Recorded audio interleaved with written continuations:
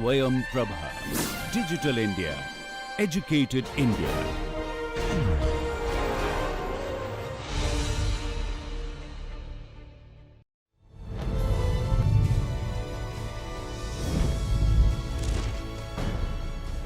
योगः कर्मसु कौशलम्.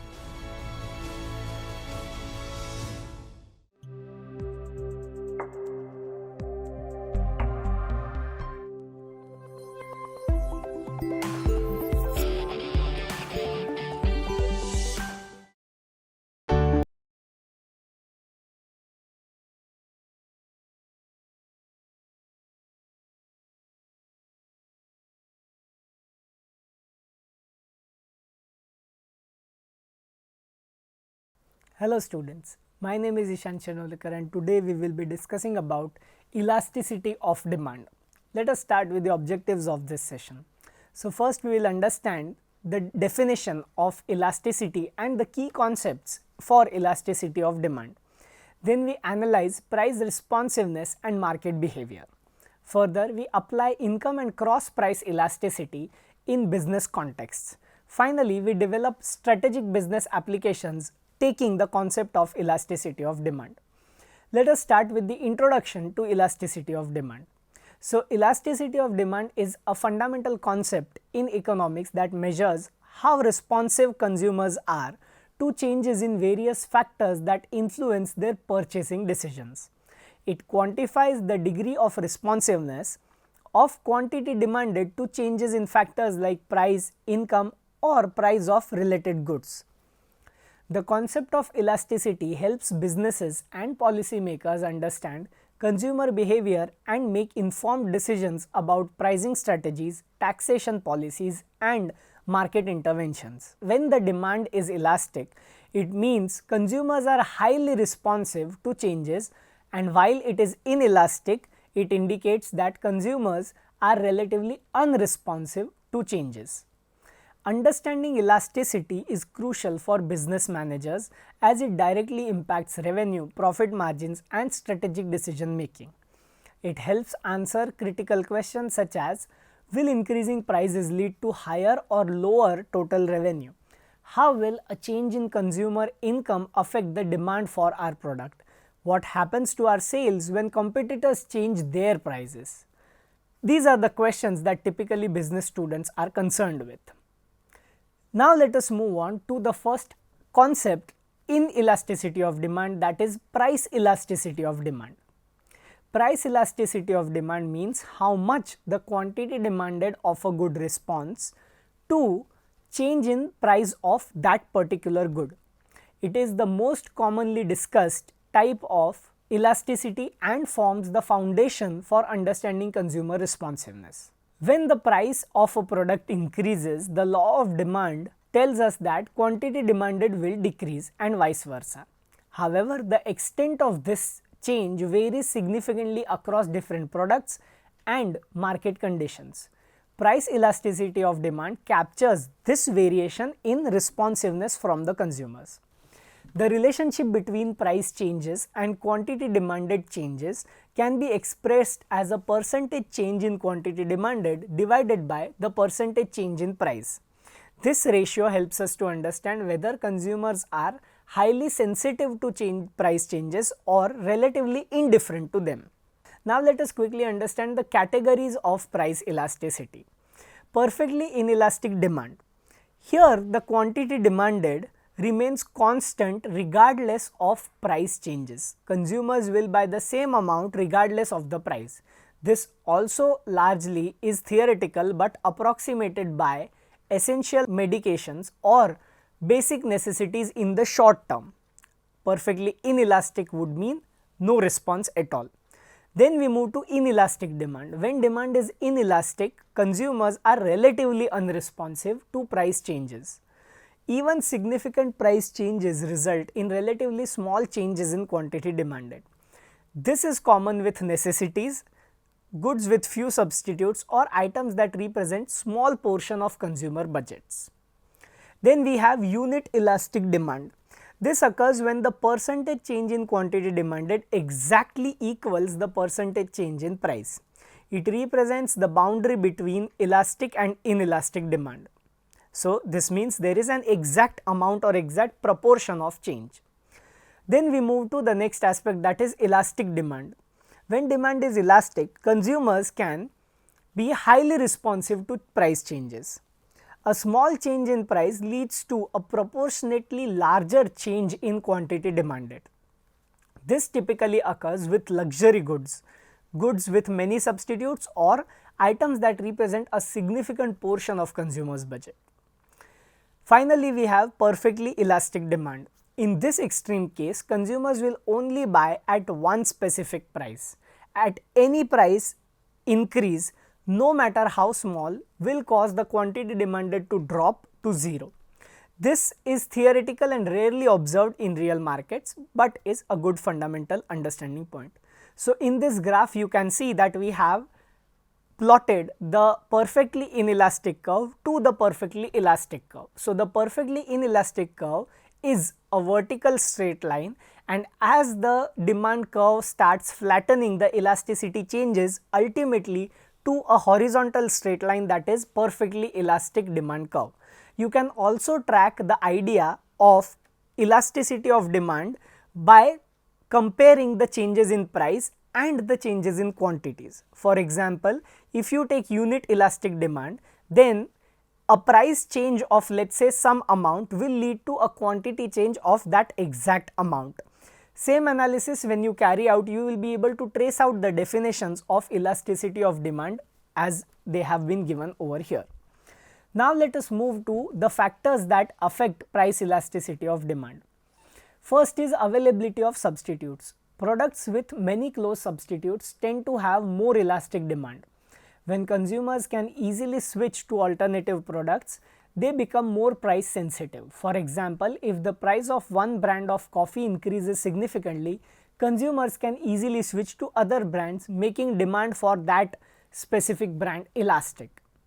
Then we have necessity versus luxury good comparison. Essential goods typically have inelastic demand because consumers need them regardless of price changes. Luxury items, on the other hand, only have elastic demand because consumers can easily postpone or eliminate these purchases when prices rise. Next, we also consider time period. Demand tends to be more elastic in the long run than in the short run. In the short term, consumers may not have time to find substitutes or change their consumption patterns. Over long periods, they can adjust their behavior, find alternatives, or change their preferences or habits as well. Proportion of income spent also affects the elasticity of demand. Goods that represent a large proportion of consumers' budget tend to have more elastic demand. When a significant expense increases in price, consumers are more likely to seek alternatives or reduce consumption. Conversely, items that represent a small budget share often have inelastic demand. Brand loyalty and habits. Strong brand loyalty or ingrained consumption habits can make demand more inelastic. Consumers who are loyal to specific brands or have established routines are less likely to change their purchasing behavior in response to price changes. Then we also have addictive properties. So, products with addictive qualities such as cigarettes, alcohol, and so on often exhibit inelastic demand because consumers find it difficult to reduce consumption even when the prices rise. Now, let us move to the next concept, that is income elasticity of demand. Income elasticity of demand measures how the quantity demanded of a good responds to changes in consumers' income. This concept helps us understand how demand patterns change as people become wealthier or poorer, and it's crucial for businesses to understand market dynamics and plan for economic fluctuations. Now, let us look at the type of goods based on income elasticity. So, first we have normal goods. There are goods for which the demand increases as income increases. Most products fall in this category. Normal goods can further be subdivided into necessities and luxuries based on their income elasticity values. Within normal goods, necessity have low income elasticity, meaning demand increases with increase in income but at a slower rate. Examples include basic food items, clothing and housing, as people need more of these items but not proportionately more. Luxury goods within the normal goods category have high income elasticity. As income increases, demand for these goods increases at a faster rate. Examples include high-end cars, jewelry, fine dining and vacation travel. When people's income doubles, their demand for luxury goods might triple or quadruple as well. Then we have inferior goods. These are the goods for which the demand decreases as income increases. As consumers become wealthier, they substitute away from inferior goods towards higher quality alternatives.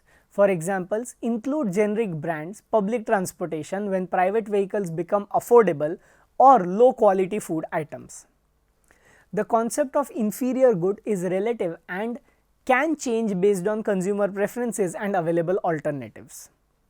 What might be an inferior good for some consumers could be a normal good for others depending on their income levels and preferences. Now let us look at the business implications of income elasticity. Understanding income elasticity helps businesses predict how economic conditions will affect their sales. During economic expansions, when incomes are rising, businesses selling luxury goods can expect significant increase in demand, while those selling inferior goods might see declining sales. During economic recessions, when incomes are falling, the opposite occurs. Businesses selling necessities might see relatively stable demand, while luxury goods producers might experience sharp declines. Companies selling inferior goods might actually see increased demand as consumers trade down to less expensive alternatives. This understanding is crucial for strategic planning, inventory management and marketing strategies. Companies can adjust their product mix, pricing strategies and promotional effects based on expected changes in consumers' income levels. Now let us move to another topic, that is cross price elasticity of demand. Cross price elasticity of demand measures how the quantity demanded of one good responds to changes in the price of another good. This concept helps us understand the relationship between different products in the market and how they interact with each other. Let us now look at types of related goods. First, we have substitute goods, that is, these are the goods that can be used in place of each other to satisfy similar wants or needs. When the price of one substitute increases, the demand for its substitute typically increases.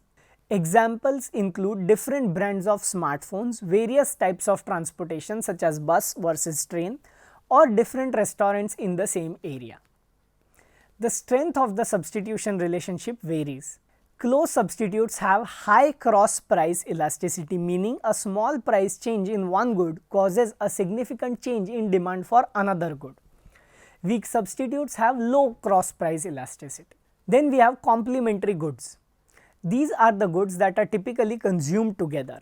When the price of one complementary good increases, the demand for its complement typically decreases. Examples include cars and gasoline, printers and ink cartridges, and coffee and sugar. Strong complements might have high cross price elasticity in absolute terms, while weak complements have low cross price elasticity. Some goods are essential complements, meaning one cannot be used without the other, while others are optional complements that embrace each other but aren't strictly necessary.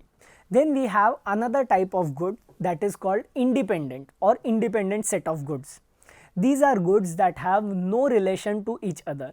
Changes in the price of one of the goods do not affect the demand for other. Examples might include, let's say, books and bicycles, shampoo and automotive parts, and so on. Now let us try and understand the strategic business applications. Understanding cross price elasticity is crucial for competitive strategy. Businesses need to monitor the prices of substitute goods to remain competitive and anticipate how competitor price change might affect their own sales. For complementary goods, businesses can use building strategies where they sell products together at a discount. Understanding these relationships also helps in pricing decisions. If you sell printers, you need to consider how printers' prices affect cartridge sales and vice versa. Cross price elasticity analysis also helps in identifying market opportunities. If a competitor raises price significantly, businesses selling substitutes goods might increase marketing efforts to capture switching customers. Now let us try and understand the practical applications and business implications.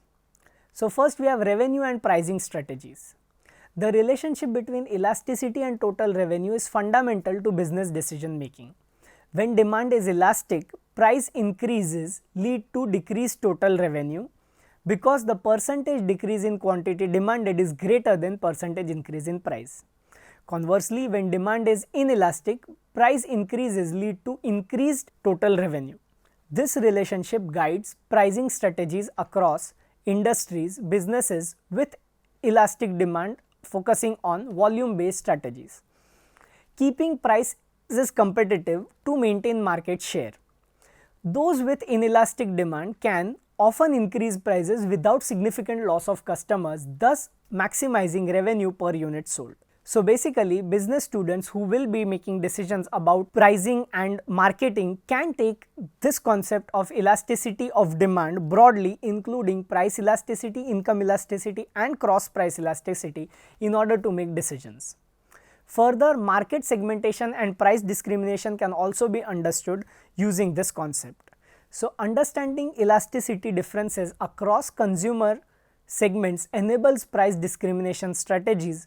Businesses, travelers often have more inelastic demand for airline tickets compared to leisure travelers. For example, allowing airlines to charge higher price for business class service or last minute bookings.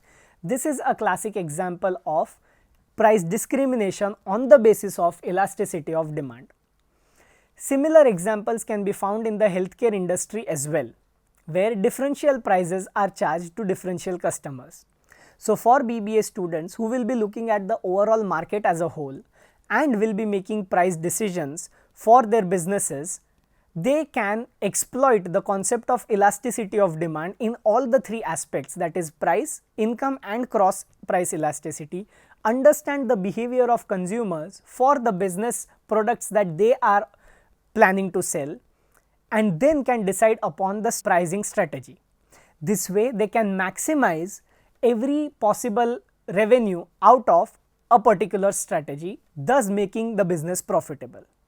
I hope you got a clear idea about elasticity of demand. Now let us discuss industry specific examples and case studies involving elasticity of demand.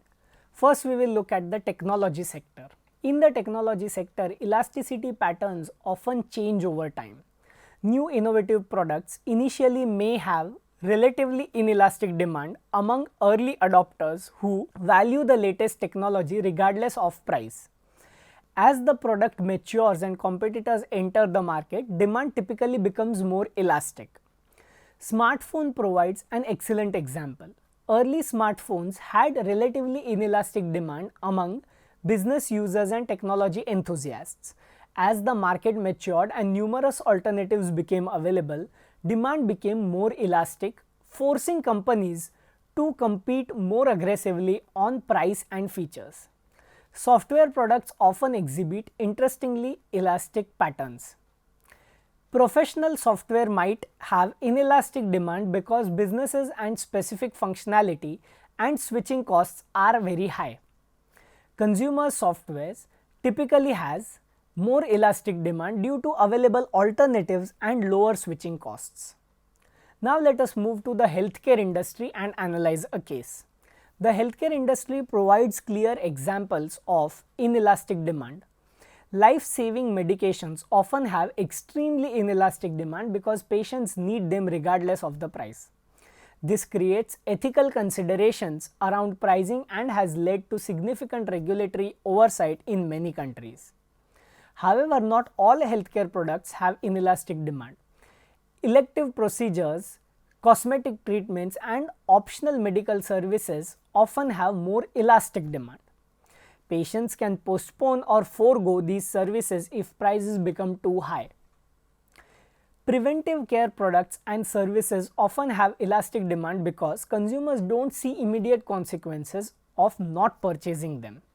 This creates challenges for public health policy as price barriers can reduce consumption of beneficial preventive services. Now let us look at one another case of the food and beverage industry. So the basic food items typically have inelastic demand because they are necessities. However, specific brands within food categories often have elastic demand due to the availability of substitutes.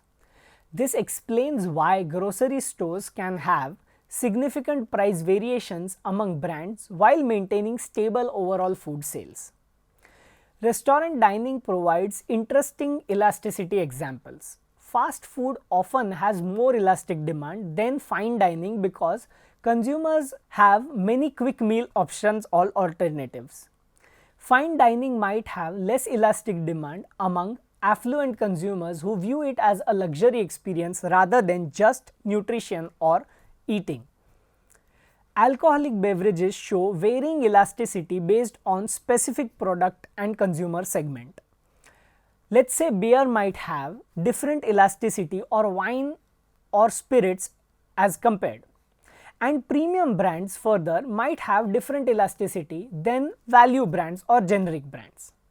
So overall these cases represent the idea that there are availability of substitutes, there are availability of different types of goods such as luxury or necessity, and then in a practical setup how does elasticity matter, and it also provides an example that over a period of time how elasticity matters.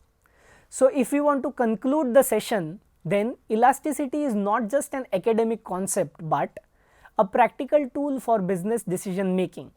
Understanding how responsive customers are to price changes, income fluctuations and competitor actions enables better strategic planning and tactical execution. Successful businesses continuously monitor and analyze elasticity patterns in their markets. They recognize that elasticity can change over time due to market evolution, competitive dynamics, and changing consumer preferences. This requires ongoing market research and data analysis.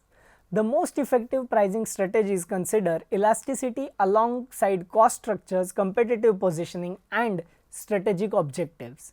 Price optimization requires understanding not just current elasticity but also how elasticity might change in response to market developments. So I hope you enjoyed the session and understood it. Thank you so much.